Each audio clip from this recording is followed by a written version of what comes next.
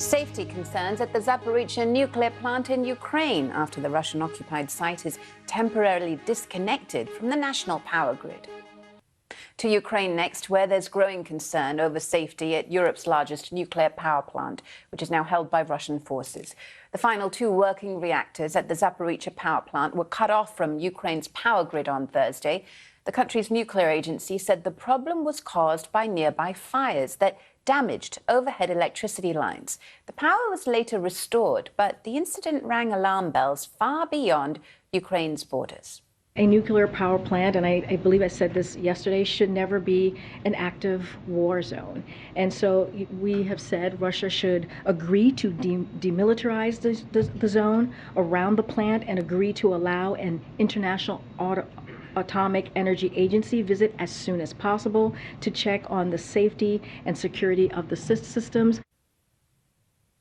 Well, the issue of Zaporizhzhia was also raised in a phone call between President Joe Biden and his Ukrainian counterpart, Volodymyr Zelensky.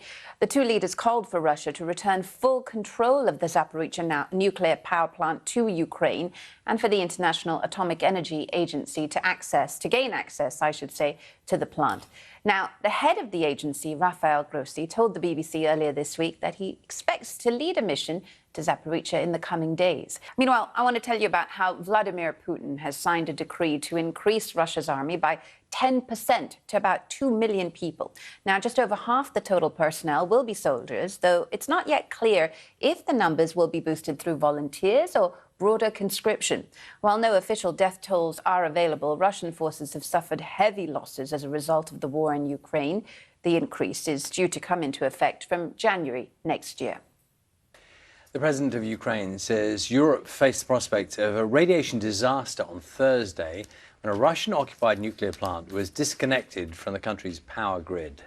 President Zelensky said the Zaporizhzhia plant was only able to operate safely when backup electricity kicked in.